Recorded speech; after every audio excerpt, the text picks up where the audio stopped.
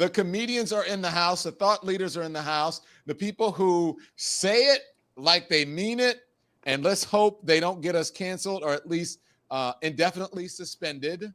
I want to bring in now Francesca Fiorentini, is a political commentator, comedian, and the host My of the sound just went out. Hold on, podcast. John. George Hahn's sound just went out. You hear him. Yes, you have to do my intro again. Sorry. George Hahn is a writer, an actor, and a humorist. And then also joining us is Godfrey, the one and only comedian Godfrey. What's up, dude? I don't think George can hear us. So, comedian, you're on the road. Are you performing tonight, Godfrey? Oh, I just got back from London, doing the London circuit, Leicester Square Theater. Sold out those shows, which was awesome. Just got back yesterday. Then when I got off the plane, I went down to the Comedy Cellar, did 2 sets at 1 a.m. Whew. Yeah. Oh, yeah. Lord. Yeah. Francesca, you know, right? Relentless. You've been there.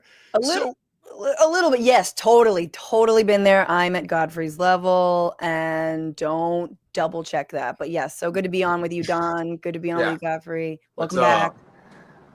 George Hahn, are you with us? I am. Technical difficulties, but we figured it out. Hi, guys. Thank you. You are with us, as well as Grace Jones in the background. Okay, so pull up to the bumper, baby. Let's talk about this. Godfrey, when you heard about Jimmy Kimmel, what did you think? And now that he's back, what do you think? Well, when he got canceled, I said, "Oh, well, what did he say?" And then I was like, "Really?" And the joke was like, he was talking. It was really Trump that was blowing off the Charlie Kirk situation. He was talking about his dumb ballroom. You know, remember he goes, "Well, how do you feel?" He goes, "I feel good. We have a ballroom. We're doing our ballroom." I'm like, what? I was like, that's what he did. He goes, "We have the trucks out there. It's going to be a wonderful ballroom. Isn't it going to be great?" I was like, what are you doing? Like, he blew Charlie off, and all Jimmy Kimmel said was like, "Can't you have some empathy for your guy who was, you know," and that's all it was. And then we got canceled. I was like, what? But then this is the power of the people, man. People were canceling their subscriptions. I heard people were going, "I'm not even going to Disneyland anymore. I'm not doing any of that." And for him to be right back, I'm looking forward to his monologue. You are. Oh, yeah. I am too. Yeah. Go ahead. Jump in. No, I'm definitely looking for. I mean, I think, the real lesson here is people still have power despite the Democratic Party being kind of a wet noodle. Thank you. Do people still have power? Thank you for saying that. I'm sorry to cut you off. No. And I think, Godfrey said it, and I think they do. And you can still take action. bit.ly/boycott Disney ABC. A good friend of mine, Nalini Stamp, is all over this campaign. Even fans, right? There are fans of Andor. You're like, I watched Andor on Disney Plus. I'm good. I know how to rise up against the Empire, and you guys are acting like the effing Empire. So let's go. There are people been protesting outside. Writers have also been protesting. And so I think, to me, the question is, we're not forgetting this. We're on alert. Everyone's been put on alert. Comedians have definitely been put on alert. I absolutely think we're going to see censors come into clubs. I'm very sure of this, that this is going to happen in the next few years. We all have edgy Trump jokes, all of us, okay?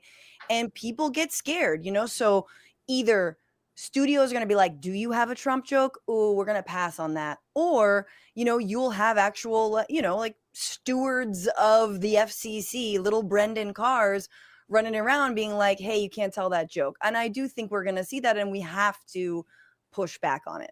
Yes. George, do you think that kind of chill? And do you think two things? Do you think Jimmy's going to, moderate somehow?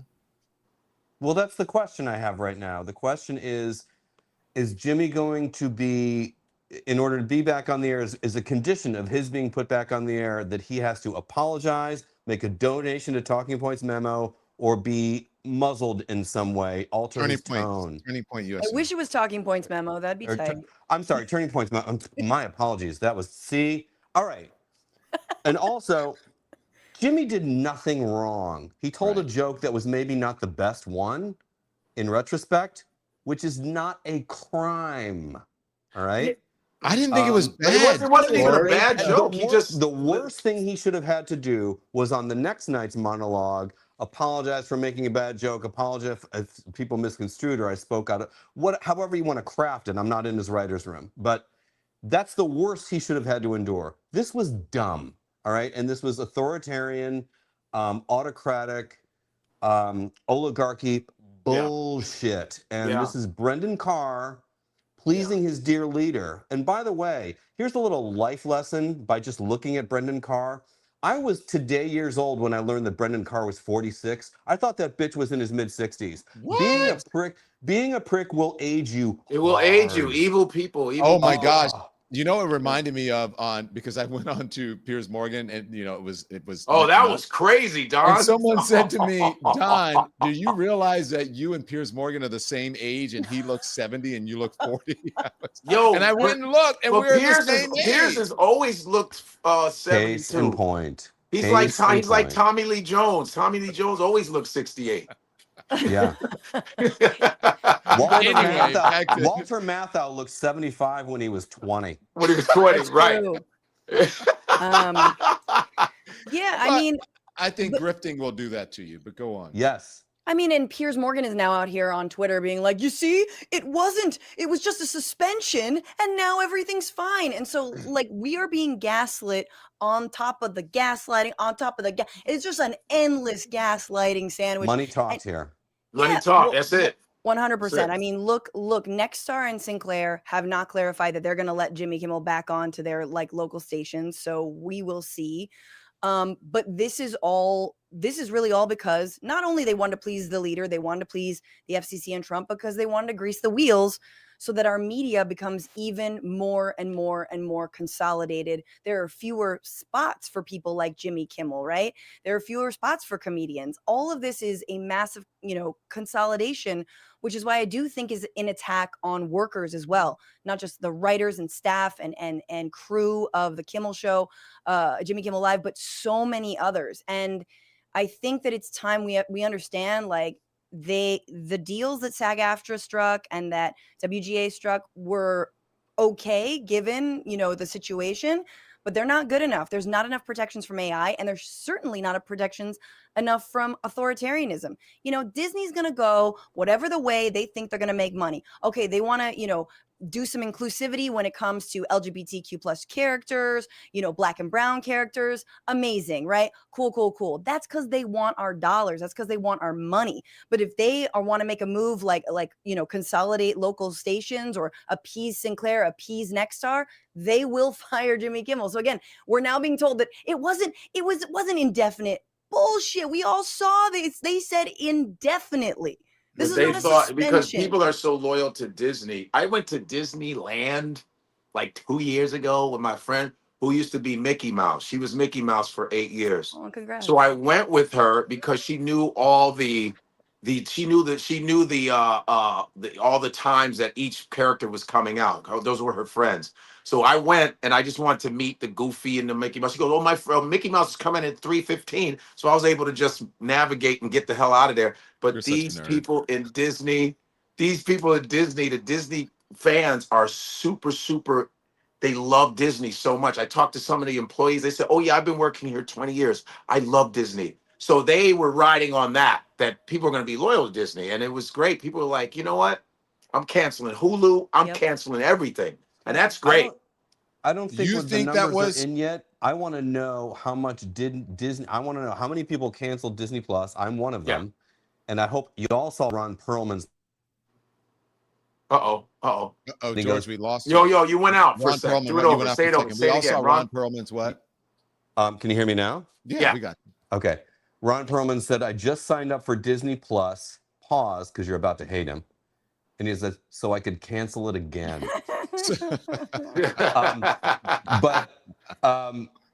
I really want to know how many people canceled when those numbers come out, how much money Disney stood to lose. And again, as I said, I want to know if Jimmy's going to be sort of if he's under some mandate to not talk about Dear Leader in the way he was or be critical.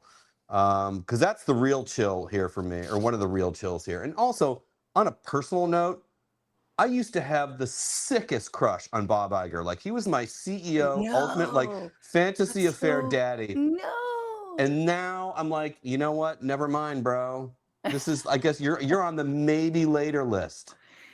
Dude, I He's not thought a that's not a the most bad embarrassing looking crush man, but ever. it Oh, looks like I he's like think Bob's a handsome guy. I mean, He's he's like not a a bad looking silver man, but he's kind of, you know what a pocket gay is? He's not gay. Pocket gay. What's that? He's not gay. It's a little gay. It's like, a short king. Is he a short king? He looks like a short king. Oh, Just No. you because guys you're got short you doesn't guys got mean- so many terms in the He's gay tall? community. He's taller than me. I think he's No, around short 5. king is not a gay. Not a height Like, thing. it's just a short dude. What's That's wrong it. with being a Bob Iger's pocket not. gay? There's not- nothing No, mean. but you guys, the gay community always has. My friends always give. They always have so many terms. Like my buddy Akeem, he always tells me terms. I go, "What's that mean? Do you know what platinum gay is? You know what gold star gay is?" I go, I don't know. "Nah," Gotta and I tell use it on daddy what these stage. And are. I use it on stage, and anytime my gay fans will go, "Oh, you know your stuff," I go, Akeem, Yeah. Akeem told me as a heterosexual man. Akeem told me about platinum gay and gold star gay, and I know it, and it's not a credit card.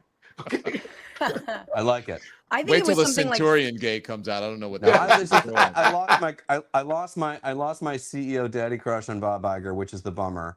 But did. also, this was about power and money. And as our friend, I hate to echo what my friend Scott Galloway often says, but cable news and also late night TV, they are not growth businesses, and they're all going to go out anyway. I personally cannot remember the last time I watched a late night show, whether it's Fallon, Kimmel, Colbert. I haven't watched them on the schedule, No. linear In the Daily wise, Show, Seriously. in same thing. probably a decade. Yeah. I catch pieces on social media. That's where this is going. All right. Mhm. And Trump sees the networks like he's in the 80s in his head. It's ABC, CBS, and NBC. Like, okay, Grandpa, but Jimmy, wherever he landed, would be fine. He will find his audience. It could be a podcast. He'll do it with a smaller staff. That's where this is going. Yeah. Yeah. And, maybe Fallon, maybe Myers, maybe they're next. But again, those guys are going to be okay. But what they're going to be doing is kind of like what Don is doing, is kind of like creating his own media empire-lit.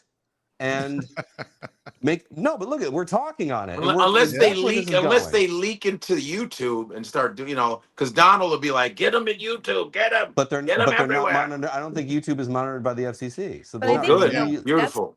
Just it's not- to reply, I respond to that. I do think that's why I say it is a broader attack on workers, and what is happening now is this, a lot of the streaming overplayed their hand. It's not giving them the money they necessarily wanted.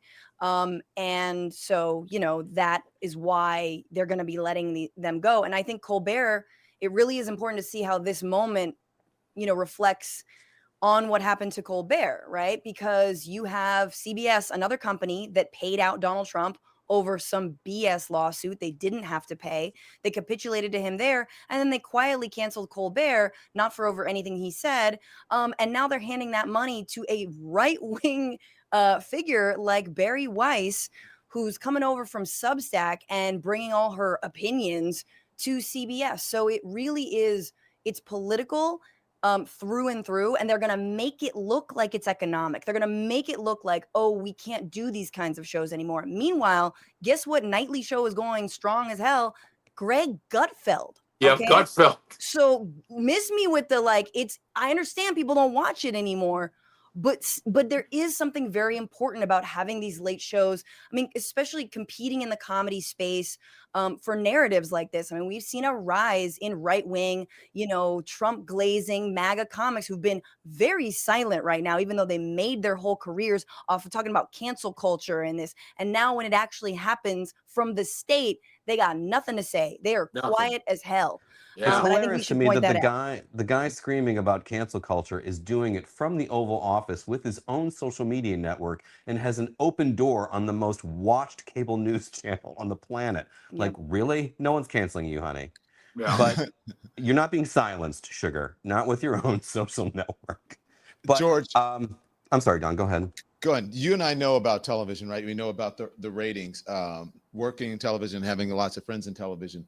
And just being a consumer, anyone can really talk about this. If you get someone to subscribe and usually they're going to keep it for a while, right? Unless you do something egregious like this. But when viewer habits start to change, like when I cut the cord, I was like, why didn't I do this a long time ago? I cut the cord when I was on CNN. Yeah. I had streaming I streamed my whatever I wanted. You know, you can get every single channel that you don't have to get on cable, right? It's Right. just by streaming. And so I'm wondering if people are going to go back, because I see a lot of people in this chat, and I see a lot of people online saying, I'm not going back. And which is that, you think this has done some permanent damage? Oh, the habits have shifted. You know, the way consumer habits have shifted. The way content has become available to us is very different than it was 15, 10, 5, even, you know, even 2 years ago in some cases. I cut the cord. I'm not kidding. I'm not trying to flex here. I cut the cord, I think, in 08. Damn. Woo! Damn. You were an early adapter. And Phew. yeah. And I have not looked back. I really haven't. Occasionally I would have a little FOMO about one or two things, but honestly, really not much. Yeah. And as far as I can tell, cable news, and this is painting with a broad stroke here, but cable news is really about opinions. It is there to validate me or infuriate me. And if I want news, if I want to find out what happened, I'm going to look at NPR. PBS NewsHour is amazing, all right? And mostly, like, young people probably haven't watched it. But if you really want news and want to know what happened in the world, seriously, do yourself a favor, stream or watch PBS NewsHour. That's information. Associated read. Press. And Yeah. read. That's what I do. Yeah, read. Our habits have changed. I haven't watched, like you, Don, I haven't watched this in real time. I have not watched linear television in years. It's amazing to watch. Francesca, I'm gonna let you finish. No. Just tell you that, I'm pulling a Kanye here. No, go. I was in a hotel all of last week in DC. When I flipped the thing on, it turned on to cable news, and it happened to turn on, and Fox News was on. And I was like, oh boy. But then when I looked at, I sat and I looked at it, I was around all day doing an IRL live stream, just talking to people impromptu, running into congressmen and senators in the street or in the wild and just talking to them. And then I get back and I turn it on to cable news, and I was like, wow, this really looks and feels old. Because archaic. Everyone is like, hello, welcome to. Or they're doing this. No, you're a bigot. No, you're racist. No, you're stupid. No, you're a lib. And I'm like, what is happening? It's enragement. It is enragement. Media companies, tech companies figured this out a long time ago. Scott Galloway, I narrate his weekly newsletter. It's about enragement. And tech companies figured out that that's the one thing that sells better than sex is rage. Wow. Yeah. And people love it. It's like heroin. It's addicting. It's, as I said, you go to cable news to get validated or infuriated. But then if I'm an NPR junkie, proud supporter, and the tone is like night and day. No one's yelling at each other. They're total talking. Upper West Side. The tone drives me nuts. Sometimes I listen to NPR. Like Upper West Side. What's your point? Shout out. I mean, look, I think people should support Lemon? PBS and NPR, but like I listen to sometimes NPR and I'm like, I think I'm MAGA now, dog. Like I get it. Like it's too calm. I'm like, I need something that's it has a little bit of flavor and isn't just so down here and everything's very low. It's very low. Yeah. You need a little hot sauce. We don't live in authoritarianism. Is this NPR? Good. Welcome to Fresh Air. I love Terry Gross. Don't you dare. They're all whispering. Did I say anything bad? Everybody's just kind of like this. Now time for a jazz hour. It's called civility. Yes, it's also civility. But one thing I was going to say is, does anyone else have like DVDs in their eBay carts right now? Because I am like, I just signed up for Disney Plus a few months ago. I got a 3-year-old daughter, and I'm like, I'm paying $20 a month because they make you pay more for no ads to watch Lilo and Stitch over and over again. I could just buy a DVD. What is wrong with me? I have a DVD player. It's sitting and collecting dust. So I'm just like, realize we can buy these movies. I want to play this hang on, George, a second. And Francesca, I want you to respond to it because this is kind of the whole idea. This is not a new idea. This is just the latest version of it that's playing out. This is George Carlin from decades ago. Watch this.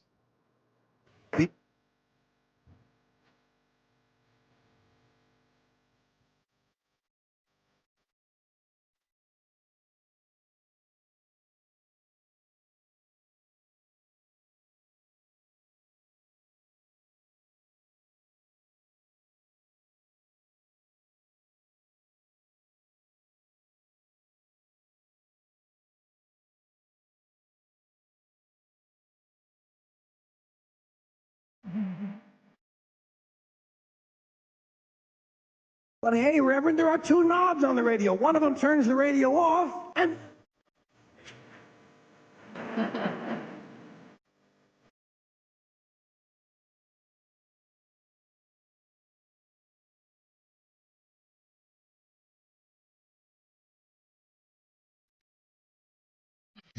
Francesca, that's where we are right now. I Classic. mean, this is the kind of firing. What's sad is that, so many people love Carlin, right? Like a lot of comics will be like, I love Carlin, Carlin's my inspiration. Then they get up on stage and, Godfrey, you can tell me whether you agree with this or not. They'll get up on stage and be like, just do like 20 minutes about, dick jokes. And like, I love a dick joke. That's fine. You could do, whatever. Everyone's got to have some, low hanging fruit, not to relate it with dick jokes. But the point is like, where's that fire? You know what I mean? Where is the stuff that is truly edgy? Because people are afraid. I'm a comic that pushes the envelope. So I was in London, but I gotta give a shout out to London because they were awesome. But at the last, this lady, I had a joke about Jesus Christ and what he might have looked like. And so I said, well, I think he was a dark dude. He had dark dude problems, And so the lady gets, I said, I think he's a black guy. Everybody can feel what they think he looks like. And she goes, no, he was mixed race. He was mixed race. He was mixed. I mean, she watched the whole show. It was an hour and 5, and she decided to get, but he was mixed race. I said, and I told the whole audience, I said, you see how I know he's black? She's too angry. The place erupted. Beautiful. Yeah. So Beautiful. yeah. So it's like it's a lot of comics are scared. They're just afraid so they take the easy route. Men and women, they take the easy route. Oh yeah. I like to go there because I saw George Carlin in concert at the Beacon in New York. Yeah. So I saw That's him. I saw him live. So yeah, Okay, I got guys. to see him live. So. Okay, I want to play this for you now because I want to bring the doctor in to talk about it. Doctor, are you here? Is a doctor here? Dr. Frieda is here. She's a triple board certified medical doctor with certifications in nephrology, hypertension, and diabetes. She's also the host of the Dr. Frieda YouTube channel. Doctor, thank you for joining us. I brought you in a little bit early because I just want the comedians and these guys to respond to this. This is Donald Trump earlier, okay? Now, what we're going to talk about is very serious with the doctor because it is about vaccines and autism. It's about autism and Tylenol, acetaminophen, except Donald Trump had this moment in the White House while making the announcement just moments ago. Watch. Effective immediately, the FDA will be notifying physicians that the use of well, let's see how we say that. Acetaminophen. Is that okay? Which is basically commonly known as Tylenol during pregnancy can be associated with a very increased risk of autism. Okay. now A sheet. and they said black women have brain processing power, but I'm just see you saying. next lifetime. That was pretty good. That was pretty good, wasn't it? I did very well. That's great. No matter who you're talking to, I don't care who it is. The fact that it's the president of the United States stands apart. But even if it were anybody random, as soon as you're struggling that much with that word, I will not pay attention to a single thing that comes out of your mouth. The next thing out of your mouth is like, I don't. You are a dumbass, and I don't. I can't listen to him at all. I mean, that clip you played. George, I can't love believe you didn't read the thing before. That shows Talk you about justifying cutting the cord because that's all the cord features is that guy. I can't. Oh, that was wonderful. That's a good He point. literally turns my stomach. That was so good. If Kimmel doesn't use that tomorrow, I'm gonna be so disappointed. Oh yeah, baby. I think Kimmel should start his I monologue got in a fifth text. gear. Like, go. But I Let me love read the end this. when he wraps up how bad he reads and he goes, it's Tylenol. In other words, it's a paraphrase for Tylenol. La la la. Wait, can you La la la la la la. Godfrey, reenact that moment for us. It says here that the this new medicine is called.